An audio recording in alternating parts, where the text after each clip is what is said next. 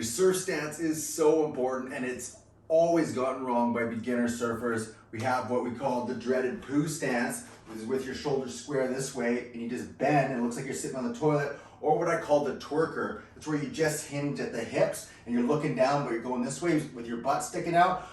To fix both of these, you only need to remember one thing and it fixes them all. So it has to do with your trailing shoulder. So back here, all you gotta do is think about bring the shoulder forward so it's square, and so many different things happen when you do that. So it turns the shoulders, it turns the hips, and it starts to bring this backwards knee in like this. So it's impossible if your shoulders are like this to stick your butt out like this, like you're totally corkscrewed. So control the upper body, completely controls the lower body, fixes it forever. So instead of thinking about the knee, instead of thinking about the hips, only think about this back shoulder. So when you do pop up, you learn down the line a bit, but you keep this shoulder, remember, forward, and it fixes everything.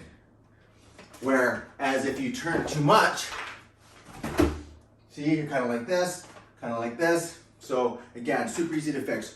One more bonus tip that I'll give you is how to stand on your board to affect your performance. So again, I'll just give you one thing to remember here. So your front foot, that's more about the balance control. That'll typically take most of your body weight, like 80% of it.